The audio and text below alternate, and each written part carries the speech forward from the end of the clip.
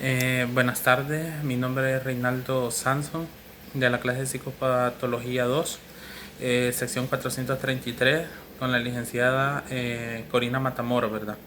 En este momento, a través de este video, vengo a presentar mi portafolio, ¿verdad?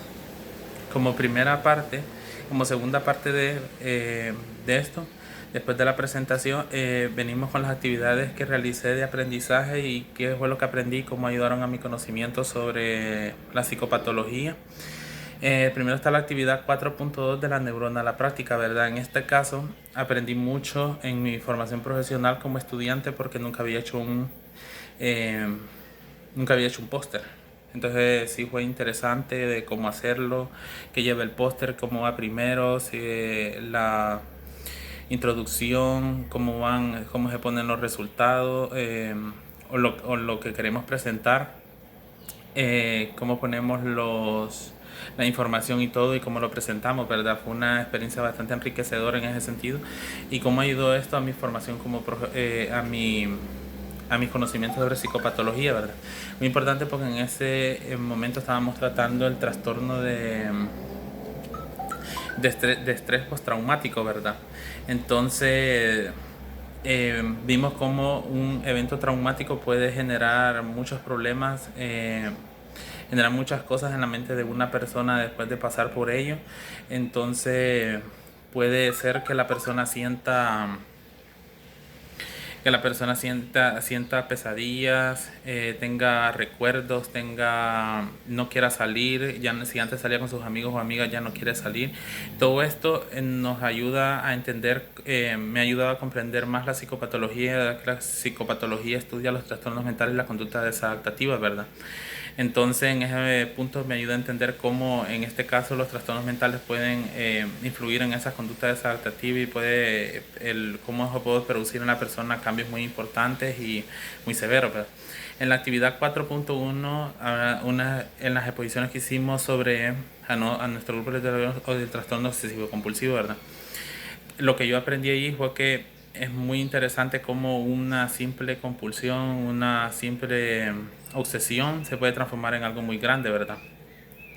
Porque son pequeñas cosas como si salí de mi casa y dejé la plancha allí después de haber eh, planchado mi ropa, o dejé también no me acuerdo si dejé el chimbo o la estufa prendida. Entonces necesito regresar porque el pensamiento no me deja. No me deja. Entonces algo tan pequeño como eso se puede transformar en algo muy grande y puede generar problemas en la persona, de que ya hasta puede alterar su funcionamiento social, ¿verdad? Ya no poder estar haciendo sus tareas. O una persona que se baña y no puede salir y se tarda y al final la terminan dejando, eso afecta su funcionamiento y lo que ella estaba haciendo, y ya no la invitan y eso genera malestar, ¿verdad? Entonces todo eso aprendí, y todo esto también me dio una pauta y me ayudó a comprender más la psicopatología, porque me enseñó cómo eso de las conductas adaptativas pueden influir en que la persona se sienta en aislamiento, ¿verdad? Porque están invitando a varios lugares, eh, ya no la tienen en cuenta porque tiene conductas que son producidas por este tipo de trastornos, ¿verdad?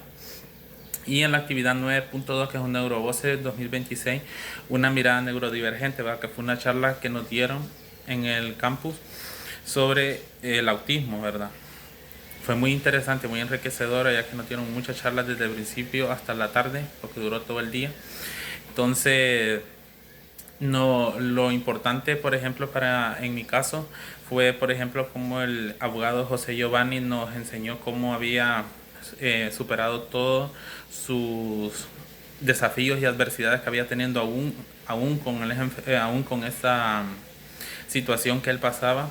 Entonces, demostrándonos que los límites están solo en nuestra mente, ¿verdad? Porque él llegó a ser abogado incluso con todas las situaciones, y logró pasar todo ese tipo de retos y desafíos, ¿verdad? También nos enseñaron cómo tratar a este tipo de personas, porque todos somos diferentes y ellos son diferentes. Entonces hay que ser compasivos, hay que ser respetuosos, hay que tratar de comprenderlos a ellos. Y en mi conocimiento sobre psicopatología esto ayudó mucho a comprender cómo cada trastorno es diferente, porque he visto muchos trastornos, pero no he visto este del autismo con total profundidad. Hay que comprender cada uno de manera diferente para saber cómo actuar de acuerdo con cada uno, ¿verdad? Y hacer un diagnóstico correcto y una intervención precisa, ¿verdad? Ahora, en la última parte, en la parte 3, dije qué habilidades desarrolló para identificar síntomas, criterios y diagnósticos diferenciales, ¿verdad? Una de las principales habilidades fue mi habilidad de observación. La mejoré.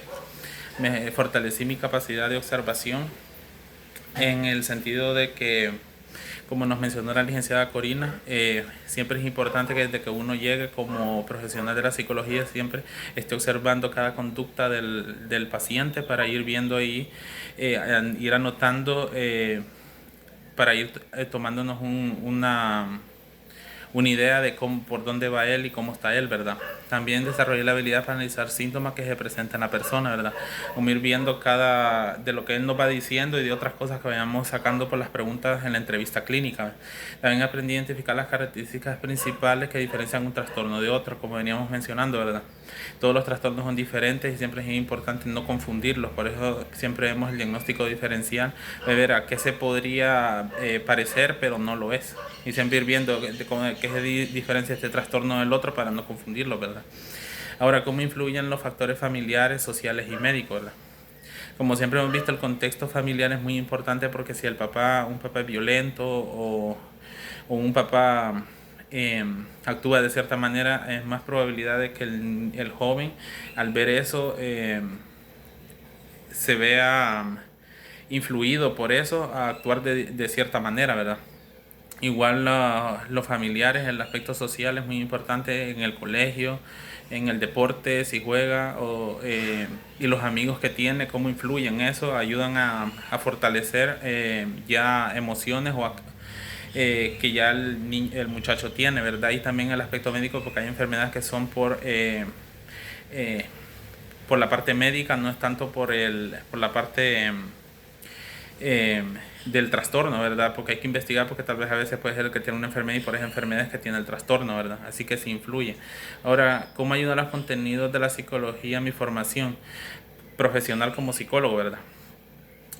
A comprender mejor los diferentes trastornos mentales, ¿verdad? Como venía comentando, cada trastorno es lo mismo, son distintos.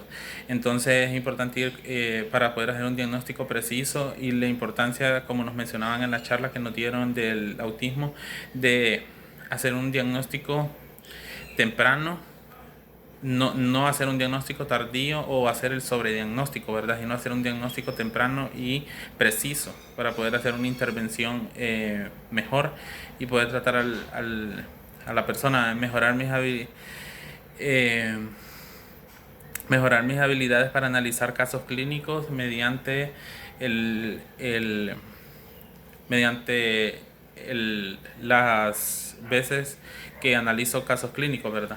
Eso es muy importante, porque mientras más vaya yo analizando casos clínicos y viendo casos clínicos, interpretando, leyéndolos mejor, ya teniendo el ojo clínico, mejor va a ser mi lectura cuando sea como profesional. Voy a identificar síntomas y comprender la importancia del diagnóstico preciso, ¿verdad? Como venía mencionando, porque es para la salud de nuestro paciente.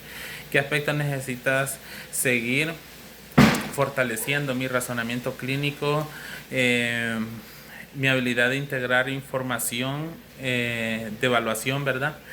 Y como conclusión, las habilidades que desarrollé en esta clase, como venía mencionando, fortalecí mi capacidad de observación, mejoré mis habilidades de análisis de casos clínicos, y logré hacer un póster que nunca lo había hecho, logré fortalecer otras habilidades de observación, como venía mencionando, y como todo esto me ayudó a tener una mirada más amplia y más enriquecedora de la psicopatología. Muchas gracias.